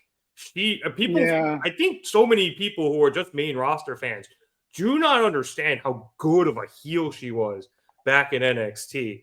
So I know she's a very forward-facing media personality now for WWE. But the Street Profits turned heel, and Montez is doing all right out there. So I would love to see Bianca turn heel and bring back that character, because I think it would be a very good, not refresh, but it would be refreshing for us to see her be heel again and go out there and do some, and you can even continue then a Bianca Rhea feud post Mania and have Io take on another challenger as you head into, I guess, Backlash. Yeah. And depending on, the other women's title match, we could set up a contender if by some grace of God Tiffany retains and she has a new heel challenger in Bianca to take on, or they don't turn her heel and they do Bianca Charlotte, which I know is a match that they both want. I think Bianca not winning has a lot of potential, like follow-up. Whereas if she does win, I mean, that's fine too, but then both champs are on SmackDown. You got to do a draft. You got to sign one of them over, which is like not the end of the world, but I just think the story is set up so that Io has to win. But I do think this match is going to be awesome. Despite everything I've said to criticize the booking, I still kind of wish it was main eventing, because then I feel like it was all worth it. but like it's a triple threat for that reason, because that's apparently, it was going to be a triple threat main event in Mania, just not the one we thought, but. Yeah, and hey, as we were talking before, opening the show is a very good spot. I think you called opening night one the third best slot, so this is probably the fourth best slot. It's not the worst spot to be in, and if you go out there and tear the house down to open the show, you're going to be remembered. So I think they're in a pretty decent position to do that. And then I think just for the finish, I think I have Bianca getting pinned by Io. Just to maybe facilitate that heel turn a little, if it happens. All right, let's move on to our next match, which is great because it's another women's match. Shout out Triple H opening the show with back-to-back women's matches on night 2. It is Liv Morgan and Raquel Rodriguez against Bayley and Lyra Valkyria for the WWE Women's Tag Team Championships. This is obviously a little bit interesting. Bayley and Lyra have been battling it out for the Women's Intercontinental Championship for last couple of weeks or so, but they've been friendly, so it works out there. Obviously, Liv and Raquel are the champs. Liv and Raquel are the champs. Law firm. Yeah, with the 1-800 number during the Met games on the commercials, but. Liv and Raquel are the champs, and personally here, Danny, I think that they're probably going to end up retaining. They have it works better for them. The Judgment Day needs to keep some titles depending on what happens with them. We'll get to the rest of that in a bit. But they have a lot more chemistry than Bayley and Lyra, and I don't think we're going to get a heel turn between either of them, but I wouldn't be surprised if, there was a little bit of animosity after this match between the two of them. Oh man, let me tell you, I hate this. I hate everything about this. You said shout out to Triple H. Actually, no, fuck Triple H, bro. What a terrible fucking booker that guy is. And it doesn't matter because he doesn't care about my criticism, so I can just say it because it's no skin off his teeth, right? You're not being a fan, though, Danny. I'm not a fan of this. I'm not a fan of this at all. I'm not, I am not at all really a Liv Morgan guy. Her fan base annoys the fuck out of me. I think maybe the number one worst fan base currently. But more than Mercedes, huh? Yeah, because Mercedes fan base is annoying, but they also get just as much shit as they give out. So it's like it kind of balances itself out a little bit.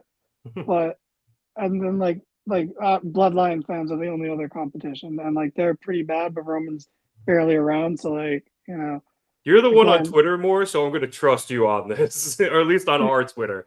I hate them. I hate fan bases. It turns out, but I'll go follow us at @marketdown_pod. Yeah, totally. I mostly am just replying to people more so than putting out engagement farm tweets like other accounts, but I'll still crack out a joke or two. Anyway, I hate those. I'm not a Liv Morgan guy particularly. I like her. I like her a healthy, normal amount. Fair. She deserves better than this. She deserves more than this. She had a great year last year. She got her title reign. So it's not like she's didn't get anything. She got a long title reign, and it was good for what it was. And she did her job well. And I'm not saying that she didn't get anything, because again, that was her reward. And she got Dom. Yeah. You know what? I like Dom, so that's we'll say that's a reward now too. But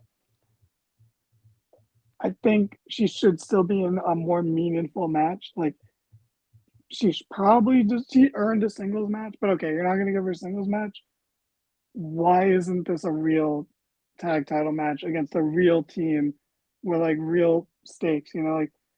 And not to ruin the other match, but if Io wasn't in that title match, we could have Damage Control versus Liv and Raquel, two actual teams who were both held the titles before, and that match would be amazing. I'm not saying this match doesn't have the potential to be good, but because of course, I think, funny enough, I think Lyra is legitimately my favorite in-ring wrestler for the women's division right now.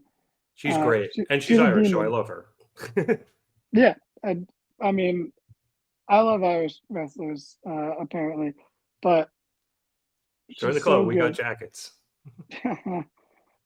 She's so good. So I really wish she was in a singles match too, instead of a meaningless tag match of a Franken team with her and Bayley, who Bayley also deserves better too. But it's like she's at least had hers, like several Yeah. times. So it's like she does deserve better, but like that's not Hell I'm willing to die. Raquel's lucky to be there. We'll say that.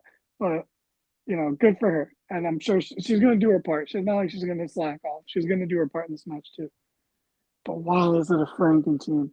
Like, why? Why? And why is it this? Look, I don't understand what Triple H has done with these mid card titles. Why are neither of them being defended on this show? Like, Yeah. there's two nights. Why introduce these titles and not have them actually featured? Because you know what makes it seem worse is the champion chasing another title, especially titles that you don't give enough credit to as it is. So it's such a bad look. I don't like Bayley and Lyra. Just like I like them, I love them both individually. As a team, they're just a Franken team, and they're really they're doing that very WWE thing that Vince used to do all the time. It's like, oh, well, they're best friends, or that's her role model. And it's like, no, like we all know who Lyra's role model is, but she's not there right now because she said, "Fuck your booking, Triple H. I ain't coming back yet. And I don't want any part of this shit."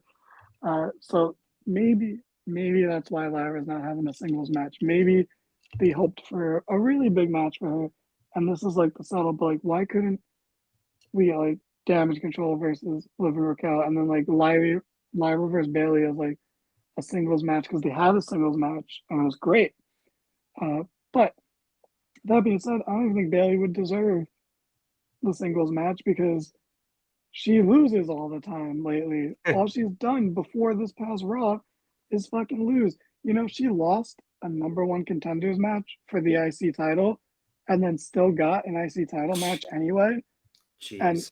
it's based off the fans' logic that she pinned Lyra to get a spot in the Elimination Chamber. Elimination Chamber, she's the first person eliminated, by the way. But that being said, that makes sense, right? That's wrestling. Like you pin the champion in a title match. But why was she in a number one contenders match after that then? And then she lost that number one contender. It's so fucking stupid. And I will never let it go. And weirdly enough, who agrees with me? Fucking Sean Ross Sapp. Like making this, we're like arguing with people literally on Twitter, like just like no, and people are trying to defend it. I'm like, no, this is dumb. It's so dumb. But then I hear like Michael Cole being like, oh yeah, Bayley was a role model for Lyra, and I'm just like, oh god, I get it. Becky didn't come back, so like you really like this is all the stuff you had for that like situation, and now you're applying it here. But I'm like, they're still a Franken team, and you can't change that. But I just hope they get time to at least deliver because Lyra is so good. Liv is on the best run of her career, and Bayley's still my second favorite horsewoman. So like I still want her to do well. And Raquel, Raquel's had a rough year too, so she kind of deserves it too. But I hope this match is good. Obviously, the champs are going to retain. There's no doubt about that. But this is like really bad booking by Triple H in my opinion as a dumb fan who doesn't know what I'm talking about anyway. Yeah, it is weird. I know you said Franken team about 20 times there, but it is the most apt description for Lyra and Bayley as opposed to, again, Liv and Raquel, who are on an actual team. They're very much, the comparison thrown around all the time is Shawn and Diesel. So it works. And it's very clearly they're going to retain. Bayley's going to be the one to get pinned because you don't want to pin the other champion. So yeah, it's been kind of goofy booking. I'm very happy all four of these women are on the card, but it's just it feels like a match to just get them on the card without having to add too many matches because Triple H needs his very tight schedule where he's only got 6 matches on Saturday, 7 matches on Saturday, and he currently has 6 on Sunday. But I'm sure there's going to be a segment thrown in there, which we'll get to later. So, yeah, got to keep it tight for him. And that's how the cookie ended up crumbling, where both of your brand new women's mid-card titles don't have matches for them. So, a little annoying, but that's where we are with it. Next year, WrestleMania 42. Give me Becky versus Lyra, 20 minutes. Best women's Mania match of all time, guaranteed. Oh, it'd probably be great. And Becky would absolutely come back for that. Becky could be gone until WrestleMania 42, and she would come back to wrestle Lyra on a WrestleMania card, no doubt. Yeah. And she would build up her opponent because that's how you go about it. They're also friends. I think they had a match on NXT, did they not? Yeah, that was really good. Yep. So give it to me again. All right. Unfortunately, we have to move on to this next match. I don't want to talk about it, but we have to. It's AJ Styles versus some dipshit. I don't have a lot to say about this because I don't care. I love AJ. He's one of my favorites of all time. I hope he wins. I'm picking him to win. But who knows with this other schmuck? I don't want to. I mean, I've already called him dipshit and a schmuck, but I don't want to get too deep in the weeds with him. So you can say what you want about him, Danny, but I'm going to pretty much keep my mouth shut on this one. Listen, I wish we can cut live right now to our correspondent, James, because he is in Japan, somewhere that Logan Paul cannot go. So hopefully he doesn't have on a Toy Story hat. No, actually, he's probably dressed up as a Star Wars character because he's at Celebration. What a dork. What a nerd, like Star Wars. Meanwhile, back to our wrestling podcast. Yeah, exactly. Something cool for cool people who like cool things. Like wrestling. Yeah, but there's a Darth Maul show coming out, so. Sure, yeah, and then there's a bunch of Marvel shows too, or a lot of things jump the shark. What do you want? Speaking of jumping the shark, Logan Paul's run has really run its course, right? Like it was a novelty at first. He was really athletic, so it was refreshing for a celebrity at the time. But now it's kind of like I'm sick of seeing this. I barely see this guy, and I'm still sick of seeing him. Both these guys have some bad beliefs, that you don't want to hear about from them. But weirdly, I feel we haven't really heard anything from AJ. The one big thing with AJ is him just going the gay community. But other than that, like and the flat Earth stuff. There's the flat Earth stuff. But I couldn't tell you. Make some interesting points. Yeah, outside of being flat, Brian, what are you talking about? Outside of being a Christian, I couldn't tell you a single belief AJ has. So, somebody smart and keeps their mouth shut. The other one is driving me crazy. I don't know. I think Logan Paul wins because of Karrion Kross, I guess. Maybe. I don't care. Like AJ Styles has got to be the best wrestler to be not great at WrestleMania. Like his track record in Mania is like kind of mid. He had a great match against Shane. And like that's about it. All the rest of them have been like bad to fine. Or no, they've all been fine except for the Nakamura one. That was disappointing. But still the weirdest thing ever, but yeah, like the Orton one was good, but not like blow away good, but it was good. The Boneyard match was great, but not in a normal wrestling way. Yeah. But fuck, I don't know. I'm gonna say Logan because of Karrion Kross, and hopefully Logan Paul goes on vacation again after. You're probably right. I just refuse to pick him on principle. What's gonna really suck about this is it's probably gonna be good. Logan, as you said, he's been he's very athletic, and he's shown he can actually go in the ring, especially because he has all of this time to rehearse, which everyone always reports that like. He's rehearsing his matches for months in advance, so he goes out there and he looks spectacular. And he's facing. There's nothing wrong with that. Yeah, especially for somebody who doesn't wrestle, or hasn't wrestled for their entire life, as opposed to somebody like AJ who can go out there and wrestle a broomstick to a 5-star in his sleep. So I just assume, AJ is going to be great and Logan's going to have all this time to rehearse. He's going to look really good. And it's going to be one of those things where I'm going to have to regrettably be like, or begrudgingly be like, fuck, this was a really good match. Like, congrats to AJ, but screw this other, motherfucker. And for once again, having a great match. But honestly, the number one thing that's pissing me off about him right now is him and his brother have a reality TV show coming out. And they keep running the commercials on a loop while I'm watching Dynamite.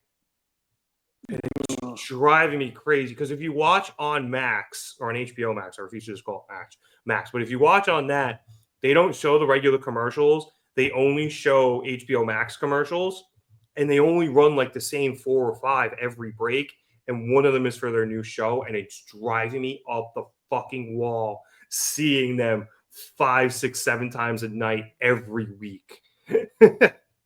Oof, that sounds rough. Yeah, it is. It is not great. So I hope AJ kicks his ass just for that. All right, let's go to a much more fun match to make myself feel better. It is for the WWE Intercontinental Championship as we get a fatal 4-way between the champion Braun Breaker, Penta, Finn Bálor, and Dominik Mysterio. There's been a lot going on here. Obviously, Braun is just being Braun and Penta's being Penta, which means they're both being awesome. But the big story, obviously, here going into it is the simmering tension between Finn and Dom and what's going on in the Judgment Day. I'm not sure who I think is going to win this. I'm going to pick while you're talking, Danny. So I'm very curious to hear your opinions, and maybe you can help sway me one way or the other or the other or the other. Okay, well, first things first. I'll tell you who's going to get pinned in this match, and that's obviously Finn Balor. How else would he be there? I hate that you're right. Yeah. Penta's not winning. He could. I maybe give him like a 10% chance, but like it'd be cool. Yeah, it would be cool. There wouldn't be anything bad about it because Penta so far has been pretty good. I'm rooting for most of the former AEW stars who have jumped ship. Not all of them. Not those NXT losers, but the main roster ones. I'm rooting for Jade. I'm rooting for Penta. I'm rooting for Cody. Yeah. Penta's too cool to root against. So you literally have to. Ray too. Ray Phoenix. Like you have to root for them. They're too fucking cool. Yeah, I'm not as big on Ray Phoenix, but I'm very glad they're kept separate because I think Penta is so much cooler as a singles guy. So I think keeping them separate is the right move. Ray is my guy, or I guess he's just Phoenix now, but he's my guy. I was saying, early AW, I thought he was one of the best wrestlers in the world. I thought he was like top 3. Oh, he's a better wrestler than Penta, but Penta is just so much cooler. He has so much more charisma than his brother. Yeah, that's fair. I worry about Phoenix falling into like the Dragon Lee camp where he's just there and they don't really. He's just like a generic babyface luchador, and they don't do as much with him because right now he's going to be a little over because he's from AEW, so he has that that extra bit of we're going to cheer this guy just to spite AEW that part of our WWE fan base is unfortunately like. But I do worry he'll fall into the Dragon Lee category where he's kind of gone and not doing as much and just he's never going to be Rey Mysterio. Whereas like Penta is so different that he once we know Penta turns heel, it's going to be the sickest fucking thing. Yeah. Whereas what's Phoenix going to do when they're not together? That's my worry for him. Well, I think that's why Ray Phoenix has a better shot of becoming Rey Mysterio because he's been such a babyface forever, and he's too good in the ring, I think, to just fall through the crack. I see him end up being more like Finn than being, unfortunately, than being Dragon Lee. But yeah, Penta is the cooler one with all the swagger. So Dragon Lee is a champion right now. Okay, it's the speed title, but still. I forgot about that. I haven't been on Twitter in so long. I forgot speed was a thing. It's fun. I never see it on Twitter. I only see people laughing at who the champ is. I used to get the ad, it was an ad when I was still on. I would watch the ad, yeah. Huh. Not on our Twitter, on my personal one, but I would be like, match. Maybe it's because I kept clicking on the matches, but I don't want to shit too much on speed because ultimately I don't care. Yeah, it's I'm someone who I like the mixed match challenge, so like who am I to like shit on speed? shout out Ginger But Snaps. exactly, 100%. Should have won the whole thing, but I don't think it's going to be Penta. Even though he has a chance, I just feel like he's just going to look really good in the match, and ultimately, I'm going to say Dom's going to win. Ooh. Although I think Braun shouldn't be losing, but I think it's a multi-man match specifically so that he doesn't lose. Because if you had to ask me before anything was finalized, which mid-card title would have the multi-man match, 100% would have said the U.S. title.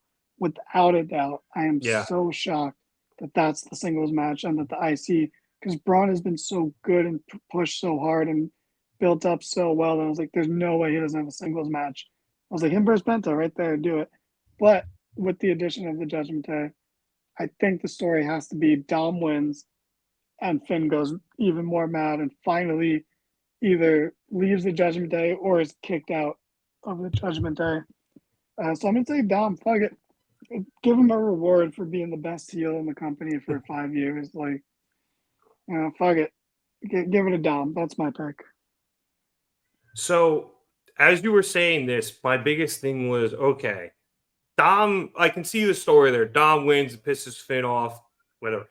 But then who takes the pin was my question, which is leading me to my pick. I think Braun retains. I would like Penta to win. It would be awesome, and I could also see that happening. But I think Braun probably ends up retaining if they don't want to put the title on Penta just yet. But I think Finn eats the pin, unfortunately, because you said it's going to be him. And I think it's going to be Dom's fault, even if it's an accident. Yeah. I think it's probably going to be an accident. Dom's like going to somehow hit Finn with some sord of, finisher, whether it's a fox, probably not a fox splash, but he'll hit him with something and he'll allow Braun to just spear Finn in half and end up winning. And Finn is going to blame Dom, and that's going to lead to the split of the Judgment Day. So that's going to be my prediction because that, I think, makes the most sense for me because I think you could do the Judgment Day split without the title, and I think it works a little bit cleaner because then you don't have to mix up the title in that, and you can have Braun or Penta, if he wins, go do something else. Yeah, I can see that. My only other thing to push for Dom is that Penta is like loosely adjacent to the Judgment Day stuff. So even if Dom wins, you could still have Penta chase the title. And then you could bump Braun up because I would love if Braun just like dethrones Jay like right away. So, it's just me hoping that this means Braun will get bumped up the card. Yeah. Also, I know he's coming in. I hope to see Braun versus Rusev at some point in the near future. Big meaty men slapping meat match. That sounds great. Yeah, I'd be down for that. Another big win for Braun. That sounds good. I would go. I would do best of 3 and let Braun win 2 out of the 3, but and then never have the third. Yeah, I agree. Oh yeah, or that. Yeah, just never have the third. That sounds like some Braun good old wins 2, and then boom, it's done. Oh really? Oh, I was gonna give Rusev at least a win. We'll talk more about Rusev if we would like. But all right, let's move to our next match, which I think came about because of injuries. I could be wrong, but it's Damian Priest versus Drew McIntyre in a Sin City street fight. Now, am I right in saying, Dana, that this kind of came about because people were getting hurt? Am I wrong there? Yeah, because Drew McIntyre got real glass in his eye. Right. So whatever the reasoning was, I'm actually looking forward to this match because there is history between these two men dating back to the last WrestleMania with Damian cashing in on Drew, and Drew never really got his revenge, so to speak. So I don't know how the build to this has been. It's been fairly quiet on, social media, whether it's Reddit or YouTube. It's very surprising, but it being a street fight, knowing these two guys in the ring, this is going to be one of those low-key, like, yeah, that match really fucked. Why aren't we talking about it more kind of matches? I agree. I think it will be very good because of the two guys involved. I think they both have a chip on their shoulder and something to prove. So they're going to put it all on the line during this match. Although I will say, I am on the side of the fan base that thinks Drew deserves better. But I don't agree that I don't see it as a slight on Damian. I just think, Drew put in the work of his career and you could say carried the Punk feud. It's not like, which is tough to say because Punk was amazing in it, but Drew was the one there every week. So, Punk's getting rewarded with a main event, and Drew is kind of an afterthought, which seems a bit unfair. So I do wish Drew had more to do. Like, there was times where we thought it could have been Drew versus Roman, and I would have been down with Drew finally getting revenge on Roman, or like, just him doing more. It's weird that Jay's in a title match and Drew is here. And I do think Damian deserves a little bit better too, because he's catching a lot of shit for this. It's not his fault. Him and Drew are both in the same boat of like, we had a good 2024, and instead of going higher in 2025, we're both kind of slotted a little bit downward. So they're both just trying to make the most of it, because I think Damian is someone that I wasn't like a huge fan of, but he had a good title run, and then the second he lost the title, he kind of shot up the card in my eyes, where I'm like, oh, this dude is like great, and like him being champion was actually good, because now that he's not champion, he's super credible as a former champion. You know what I mean? So I kind of think they both somehow deserve better, which is hard to say about two people in a match against each other, because that's usually not how that sort of thing works. But I think this match is going to be great. I do think Drew's going to win, because it'll be a crime if he doesn't. But I expect this to be one of the best matches of the weekend, because both of these guys had good 2024s and feel like they have a chip on their shoulder, because they've kind of been slighted in 2025 so far. Yeah, I think, they had their title reigns, and, well, Drew had a title reign, and It then was damn near perfect, that title reign. yeah, all 5 minutes and, 46 seconds of it, according to Wikipedia. But, I rereading it, because I was just trying to make sure if there was something with Drew and injuries being involved. I was wrong, my apologies, but rereading everything, like, it wasn't just the cash-in. There was also the whole feud with Priest and McIntyre. Priest defended at Clash at the Castle in Scotland. And then Drew won Money in the Bank and unsuccessfully cashed in during the match between Priest and Gunther. And then Priest also eliminated McIntyre from both the Royal Rumble and Elimination Chamber. So Priest has had Drew's number this entire time, and they've done a great job writing it that way. So it's a very close call here, because it's, do you think Damian continues to have Drew's number, or does Drew finally get that win back? I'm gonna lean Damian here. I think, it helps. I like when dudes have another guy's number. Like, it's just cool. I also say this all the time. I'm always going to root for the Puerto Rican guy from the Bronx and Rocklands. So I'm going to pick Priest here. But if Drew wins, like, I'm not going to be mad. I'm sure this is going to be a great match, and I'm great either way. I'm really looking forward to this one. So you make a good point about the Bronx and Puerto Rican representation. Totally. Shout out. But he is a Yankee fan, so, fuck him. I hope he loses now, even more so. Yeah, that doesn't help. You and I, it's amazing we got two of like the only Mets fans from the Bronx on the one podcast. Quick side note. All right, I'm gonna have to push the button. Have you seen the new like costume mascot races they have at Citi Field now? Yes. You saw they gave us like a giraffe with like a dirty white T-shirt. Yeah, a zoo. I also it just makes me miss Toys R Us, but yeah. Yeah. So I was at the Met game opening day, and they're having this race. The giraffe gets out to a huge lead, starts running backwards, showboating, trips, falls, doesn't even finish. Guy behind me goes, "Yeah, screw screw people in the Bronx. It's exactly what they get. They raised terribly." And I look around, I was like, "Hey, we're not all of us are." He goes, "All right, you were raised right." And I was like that. And I just realized at that point, I was like, I have to spend the entire year being the only person in a stadium of 40,000 people rooting for this giraffe. All right, no more tangents. Before we get to the main event, Danny, Randy Orton is totally going to demand a match. I don't know where it's going to fit in on the card, but there's one less match on the card Sunday than there is Saturday. And I think it's because they're planning something out with Randy Orton. A lot of people think it's going to be against Nick Aldis, which I'm totally here for. I kind of miss seeing Nick in the ring. He was really cool as the NWA World's Champion.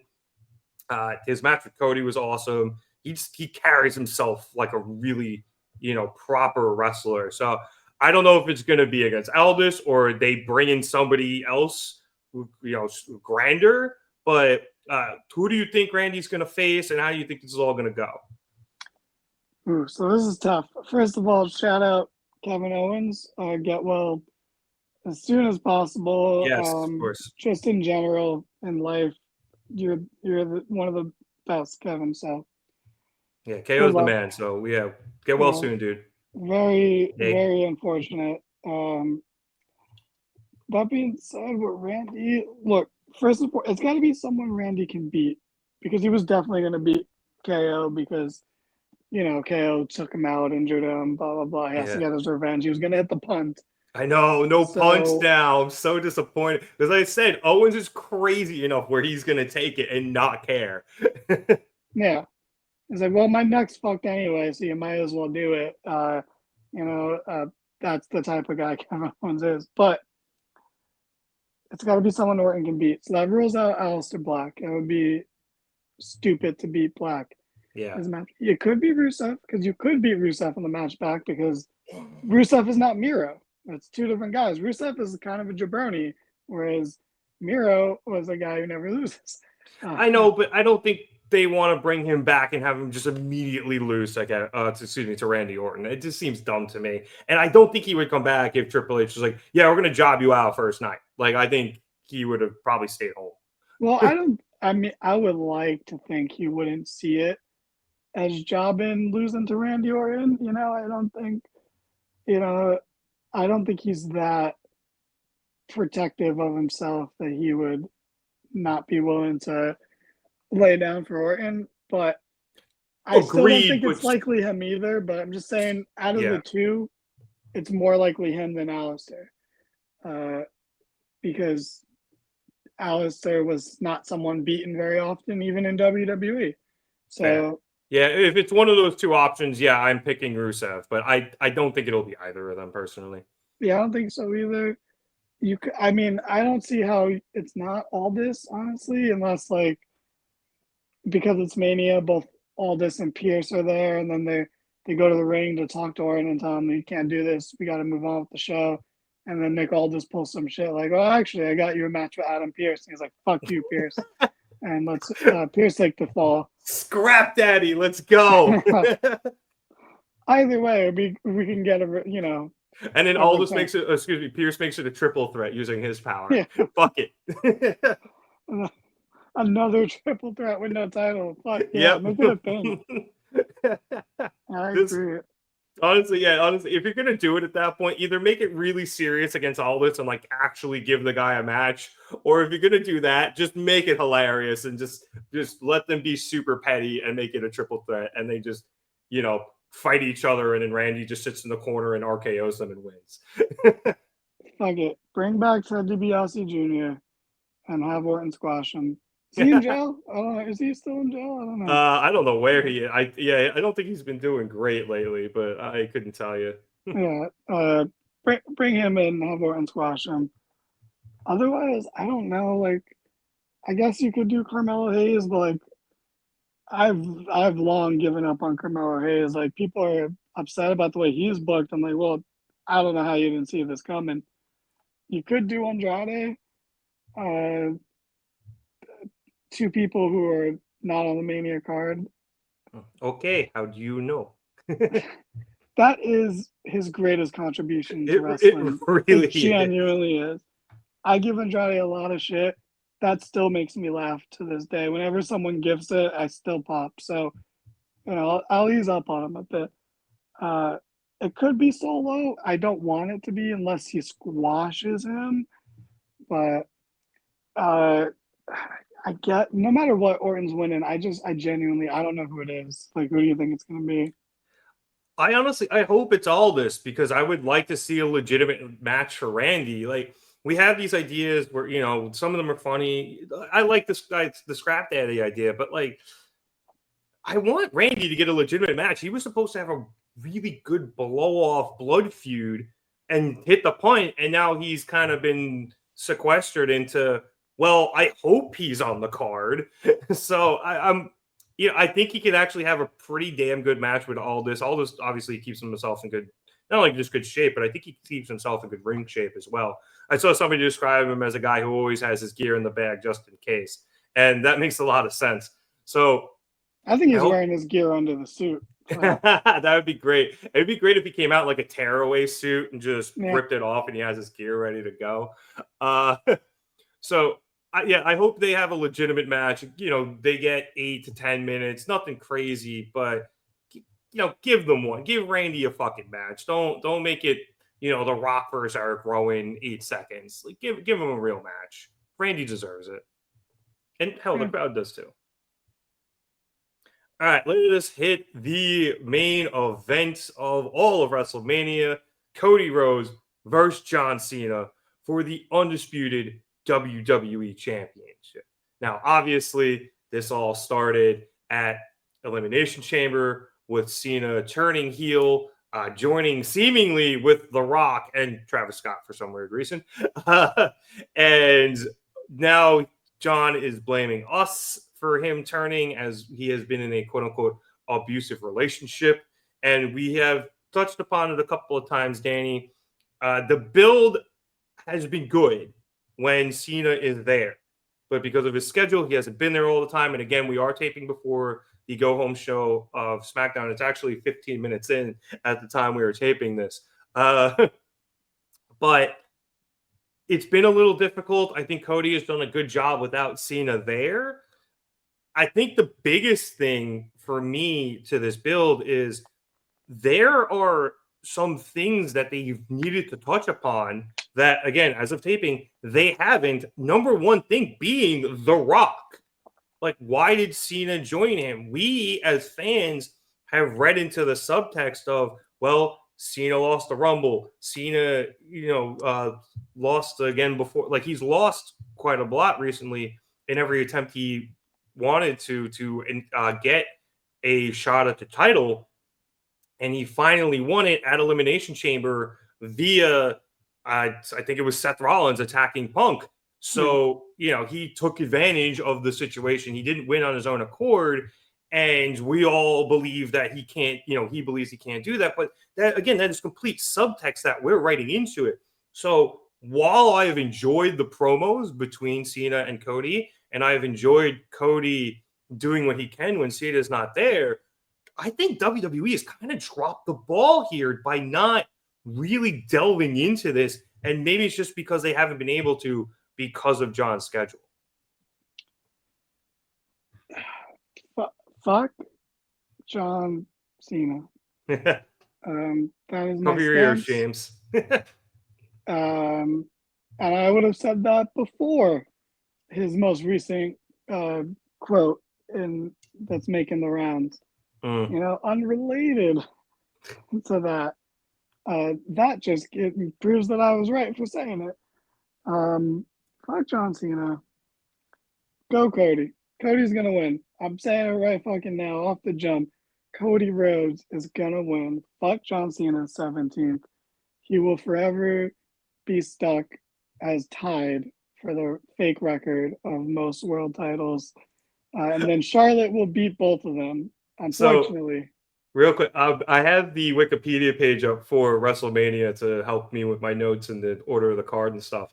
And in the notes section of Wikipedia, there is Cena is tied with Ric Flair for the most World Championship reigns in general, as recognized by WWE at 16, as some of Flair's World Championship reigns in other promotions are not recognized by WWE. So even Wikipedia recognizes that 16 is not the record.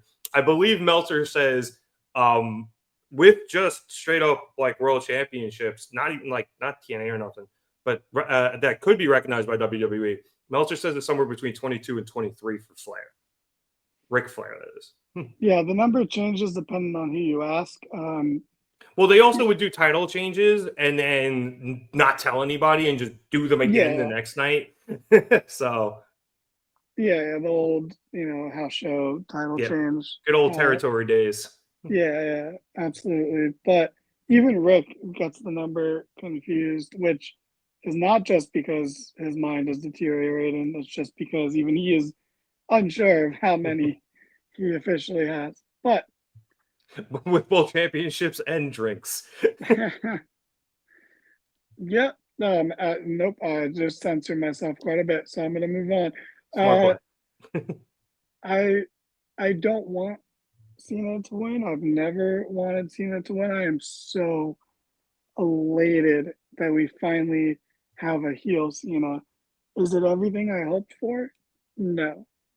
Is it as good as I could have expected? Yeah, because I don't think Cena is actually that good. So, like, of course, this is just okay or just good, because Cena is still like a fucking cartoon human being. He's a robot in real life, and on TV he's a cartoon character. It's mind-boggling.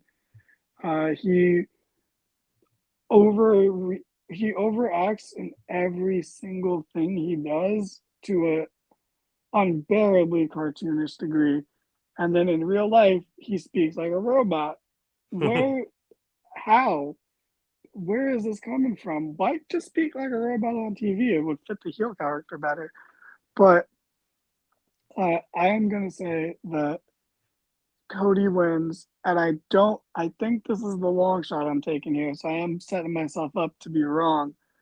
But I would, if Cena is going to win a 17th, and I don't want him to, but it feels like an inevitability. If it is going to happen, are you going to do it as a heel, or do you have him lose, realize he was wrong to sell out his morals and to turn his back, and that cheaters never prosper, only for him to turn back face, and then he can dethrone whoever the world heavyweight champion is at like SummerSlam or some shit. I think that's the play, yeah. Yeah, so I think give it to Cody, have this monstrous run where Cody beats fucking Roman and Cena and The Rock, if The Rock ever decides to fucking wrestle again, and then do Punk Cody next year or something. Like there's way to go. And this is in the face of what's so obvious and right in front of us, which is Cena winning, because, you have one of the pay-per-views, I think Backlash is in St. Louis. So you could do Orton, you could do Punk at Money in the Bank, you could do Styles at Paris. It's so obvious, but not good, because one, no sane person should want to see a Cena Orton match again. The only way you'd want to see that is if you were 4 when it happened, because they weren't good. I'm an Orton guy. I've been an Orton guy. None of those, and I wasn't always a Cena hater. Those matches never hit, bro. Like they always disappointed. Even the crazy ones where like Orton setting off the pyro on the stage, like it never fully hits because there's so much nothing between all the high spots. But I just don't want it to happen. And this is me making the wrong choice because it's what I want. I don't even love Cody that much. I just don't want Cena to do it. And I know James doesn't want Cena to do it. He's never wanted Cena to do it. So, I think I'm standing up for James, who isn't here right now, but I think we can guess all of his predictions, but he Especially definitely this doesn't want one. Cena. Yeah, he He, doesn't want he Cena to win. he has been very vocal that he does not want Cena to win this match because he's not going to be there. I agree with you. You actually took my prediction right out of my mouth. I think the better story is Cody winning and Cena over the coming months eventually realizes that selling out was not the way to do it and turns face again, and then maybe does eventually win 17 if they do officially want to give it to him. I think also the plot story wise here, match wise here for the story is we're going to see The Rock, we're going to see Travis Scott, and ironically enough, Cody is going to overcome the odds and end up winning, maybe slightly similar to last year, probably more similar to the tag match the night before, where The Rock was the one kind of abusing the referee and be like, don't you count that or whatever. And Cody ends up winning anyway, despite The Rock's interference. So that's my prediction. I do, unfortunately, Danny, think we're going to get, maybe not at a pay-per-view, but at some point, going to get Cena and Randy again, because I do think that's going to be part of his realization tour that, selling out was not the way to go. So you're going to have to suck that one up. I'm sorry, but hopefully it's just a one-time deal. And I do think those promos will be very good. The match, we'll see. But as far as this goes, I'm really excited for it. I'm very happy for Cody, actually, because he asked for this match a while back, and he was actually pretty vocal. And Cena told him, he was like, if I have it left in me. And I'm glad Cody's getting it. It's wild that he's getting it against a heel John Cena, but it makes it so much better. And it's why I don't want to say I'm disappointed in the build. And we'll see again what happens here on here on Friday on SmackDown. But there was so much meat on that bone, and I feel like they left a lot of it there. So I'm excited for this match. Hopefully they do something great tonight on SmackDown, but I think either way, I'm pretty excited also to just see how Cena wrestles as a heel. It's going to be boring. Don't you worry. I think, watch him. I was thinking this in my head last night. Watch him wrestle the most boring technical match of all time. Like just not wrestled, but like submission of, like he goes out there and tries to wrestle like Zack Sabre Jr. Like watch him just do that, piss everybody off. Oh, I would love that match. That would be great. It's going to be a lot of wrestles, a lot of weird looking punches, a lot of wrestles. Look, it might sound like I'm not excited for it. I am. I very much prefer this over a lot of potential main events we could have had. I like ragging on Cena. That's the only way I can have a relationship with Cena, is a toxic one, because it is toxic, because he's abused me for 2 decades with his fucking garbage. So he's trying to gaslight you and thinking the other way, though. Yeah, exactly. But no, I know he's always been the bad guy. He's always been the abusive one, and now he's finally getting called out for it, which is great. But I'm still looking forward despite that, even though I don't think it's going to be the most exciting match in wrestling wise. But I think it's going to be a lot of shenanigans with The Rock, Travis Scott. Maybe Cody has backup. Maybe he doesn't. We'll see. That could be very interesting. Yeah, I'm curious as to who it would be. I was trying to think, but I am excited because like you said, it's great on Cody, and it speaks volumes to the fact that Cody has been part of The Rock and John Cena turning heel, and that's not insignificant. That is a very, very big deal, and that's a shining endorsement of Cody, because if we had that Rock Roman match, Roman was going to be the heel, not Rock. Whereas now, maybe Roman would be the baby face if he was to face The Rock, which I don't ever want to see that match, but I know some dumb people want to see it. But there's a lot of money in it. Like, I know you don't want to see it, but there's a lot of money in it. Yeah, sure. I mean, there's a lot of money in a lot of things over there, but that would require 2 part-timers to show up and work. I think maybe The Rock would put on his working boots, but I don't think Roman's going to do it. Shit, Seth's right, isn't he? Yeah, no, dude, I was just about to bring it up. Like, you know what? Seth, with all his bootlegging, when he says the right things, man, he says the right things. And pretty much said, I'll give you that match just so you shut up about it, then see how much you actually like it. because everyone knows that match would actually kind of fucking suck. And I don't think there's enough hype moments and aura in the world to make it a good match, honestly. But Cody versus The Rock, that's a good match right there. I'm trying to think who could back Cody up against The Rock. Maybe Orton because of his history with Cena. Maybe Punk because of his history with both Rock and Cena. So I think Punk feels to me like a little bit better option because I don't think Orton really has that much history with Rock, even though it would maybe help set up a future Cena Orton match. But Punk seems like the guy for me. I think that might be Cody's backup on Saturday. Oh, excuse me, on Sunday night. I mean, they could fly in Stone Cold, I guess. We You all know, thought that was going to happen last year, and then maybe they just do it this year. yeah, no, that's another really good point. He said he just like they called me too late and I couldn't logistically do it, and that's how we ended up with Taker. Stone Cold actually might be the guy too. Good call there. So actually, that leads me into what I was going to help close the show with was bold predictions. So I get Stone Cold being there is a pretty bold one. Do you got anything else for us? Other surprises we might get? Unfortunately, I think the president's going to be there. Yeah, so at least James is going to have to get patted down by Secret Service. Let me tell you, I've been to places where the president's been. It's a pain in the ass to get in there. I've been in places where the president was passing through and they shut down the street and people literally could not like even cross the street. Yeah. So it's like imagine you're just walking down a block and all of a sudden cops barricade the whole thing off and won't let you cross for 15 minutes because the president is passing through on the way and you have to wait for them to pass. They will not. It was crazy. All just because, and it was also going the wrong way on the street, which is, whatever. I guess that's the perks of being the president, but it's a nightmare. It's not fun.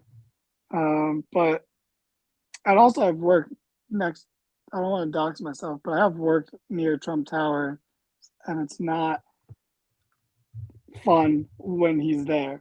Yeah. It's a lot. When he's not there, it's actually nice because the street's closed off, so it's a little quieter. When he is there, the street's closed off, and there's 100,000 cops and FBI and actual like Secret Service soldiers. Yeah, literally, I'm just like looking out a window and being like, "That's a lot of AK-47s over there." Like, what the fuck?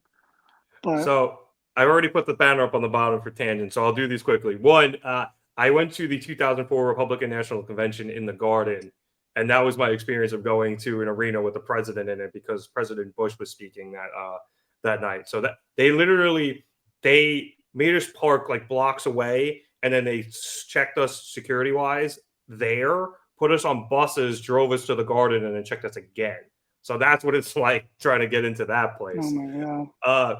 Secondly, I used to live by the UN in the city, and General Assembly week, I used to not go to work because the whole area around me was shut down, and I couldn't take the FDR to get to work. So I was like, I told my boss every year, I was like, "Hey, it's General Assembly week. I'm gonna work from home this week." He was just like, "Okay." So, yeah, if he does show up, be ready for heightened security, people, and get there earlier than you think you have to. Maybe do that anyway because you're gonna get a little bit of extra security going in. Yeah, it's gonna be wild. But back to any other bowl. I'm trying to think of like some superstar, past superstars that could show up, and I mean that in like the actual sense, not the names of the wrestlers sense. But I got nobody. I think Stone Cold's probably the guy we're all looking forward to showing up. I'll put one out there. This one's for Matt. Chelsea Green will be on the show and have an open challenge, and a legend will answer, like Nikki Bella or someone. Ooh, that could be interesting.